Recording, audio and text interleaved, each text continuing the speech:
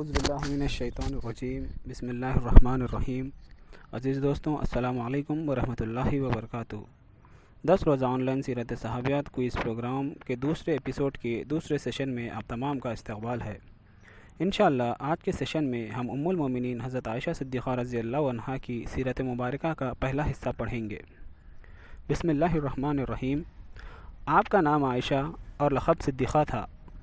آپ قریش کے خاندان بنو تیم سے تھی۔ والد کا نام ابو بکر صدیق اور والدہ کا نام ام رومان بنت عامر تھا۔ دونوں جلیل القدر صحابہ گزرے ہیں۔ حضرت عائشہ صدیقہ رضی اللہ عنہا کا بچپن صدیق اکبر جیسے جلیل القدر باپ کے سائے میں گزرا۔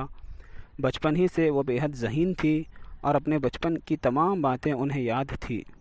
کہا جاتا ہے کہ کسی دوسرے صحابی یا صحابہ کو اتنی اچھی یادداشت نہیں ملی تھی۔ بچپن میں ایک دفعہ عائشہ رضی اللہ عنہا گڑیوں سے کھیل رہی تھی۔ رسول اللہ صلی اللہ علیہ وسلم وہاں سے گزرے۔ آپ نے فرمایا، عائشہ یہ کیا ہے؟ جواب دیا، گھوڑا ہے۔ آپ نے فرمایا، گھوڑوں کے تو پر نہیں ہوتے؟ عائشہ رضی اللہ عنہا نے کہا، کیوں یا رسول اللہ؟ حضرت سلیمان علیہ السلام کے گھوڑے کے تو پر تھے۔ حضور صلی اللہ علیہ وسلم نے یہ جواب سن کر تبسم فرمایا۔ حضرت عائشہ رضی اللہ عنہا سے نکاح کی بشارت رسول اللہ صلی اللہ علیہ وسلم کو خواب میں ہو چکی تھی۔ آپ صلی اللہ علیہ وسلم نے خواب میں دیکھا کہ کوئی شخص ریشم میں لپٹی ہوئی کوئی چیز آپ کو دکھا رہا ہے اور کہتا ہے کہ یہ آپ کی ہے۔ آپ صلی اللہ علیہ وسلم نے کھولا تو حضرت عائشہ رضی اللہ عنہا تھی۔ رسول اللہ صلی اللہ علیہ وسلم نے حضرت خولہ بنت حکیم رضی اللہ عنہا کی تحریک پر حضرت ابو بکر صدیق کو حضرت عائشہ رضی اللہ عنہا کے لیے پیغام بھیجا۔ ابو بکر صدیق کے لیے اس سے بڑھ کر کون سی بات ہو سکتی ہے خوشی کی کہ ان کی بیٹی رحمت للعالمین کے نکاح میں آئے۔ آپ فوراً راضی ہو گئے۔ چنانچہ 6 برس کی عمر میں حضرت عائشہ رضی اللہ عنہا رسول اللہ صلی اللہ علیہ وسلم کی نکاح میں آ گئیں۔ حضرت ابو بکر صدیق نے خود خطبہ نکاح پڑھایا۔ حضرت عائشہ رضی اللہ عنہا کا نکاح انتہائی سادگی سے ہوا۔ حضرت عائشہ رضی اللہ عنہا سے نکاح کے 3 سال بعد حضور صلی اللہ علیہ وسلم نے ابو بکر صدیق کے ہمراہ مکہ سے ہجرت فرما کر مدینہ پہنچ گئے۔ پھر آپ صلی اللہ علیہ وسلم نے مکہ سے اپنے اہل و عیال کو بلایا۔ مدینہ پہنچ کر حضرت عائشہ محلہ بنو حارث میں اپنے والد محترم کے گھر اتری۔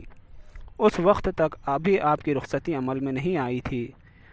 مدینہ پہنچنے کے بعد حضرت ابو بکر صدیق سخت بیمار ہو گئے تو حضرت عائشہ نے ان کی تیمارداری فرمائی۔ جب ابو بکر صدیق صحت مند ہو گئے تو عائشہ رضی اللہ عنہا بیمار ہو گئی۔ جب صحت بحال ہوئی تو حضرت ابو بکر صدیق نے رسول اللہ صلی اللہ علیہ وسلم سے عرض کیا، یا رسول اللہ، عائشہ کو آپ رخصت کیوں نہیں کرا لیتے؟ رسول اللہ نے فرمایا، فی الحال میرے پاس مہر نہیں ہے۔ حضرت ابو بکر نے اپنے پاس سے آپ صلی اللہ علیہ وسلم کو 500 درہم بطور قرض حسنہ دیا۔ آپ صلی اللہ علیہ وسلم نے قبول فرمایا اور عائشہ رضی اللہ عنہا کو رخصت کروا لیا۔ اس وقت عائشہ رضی اللہ عنہا کی عمر 12 سال اور بعض روایتوں کے مطابق 9 سال تھی۔ حضرت عائشہ رضی اللہ عنہا فطری طور پر نہایت دلیر اور نڈر تھی۔ امام احمد بن حنبل نے لکھا ہے کہ حضرت عائشہ رضی اللہ عنہا غزوات میں قلعے سے باہر جا کر جنگ کا نقشہ دیکھا کرتی تھی۔ حضور صلی اللہ علیہ وسلم سے دوسری لڑائیوں میں بھی شریک ہونے کی اجازت چاہی لیکن نہیں ملی۔ حضرت عائشہ رضی اللہ عنہا کی حیات مبارکہ کے کچھ اہم واقعات بھی ہیں، جیسا واقعہ افق کا واقعہ یوں پیش آیا کہ غزوہ بنو مستلق کے سفر میں حضرت عائشہ رضی اللہ عنہ حضور صلی اللہ علیہ وسلم کے ہمراہ تھی۔ راستے میں ایک جگہ قافلے نے قیام کیا۔ حضرت عائشہ رضی اللہ عنہا رفع حاجت کے لیے پڑاؤ سے دور نکل گئیں۔ ان کے گلے کا ہار بے خبری کے عالم میں گر گیا۔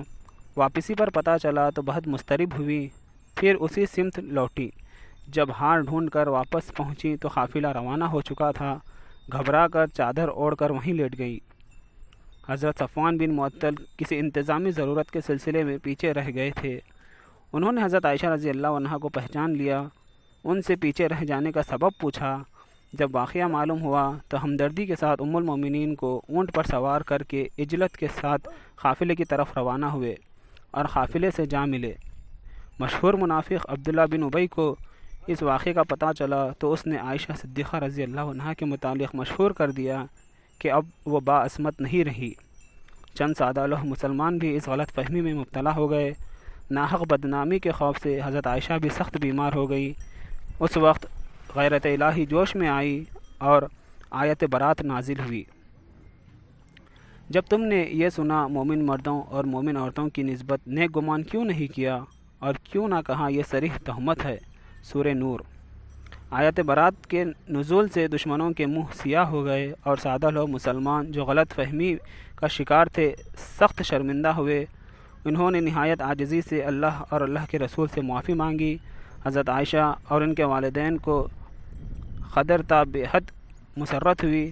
عائشہ صدیقہ کا سر فخر سے بلند ہو گیا۔ انہوں نے فرمایا، میں صرف اپنے اللہ کی شکر گزار ہوں اور کسی کی ممنون نہیں ہوں۔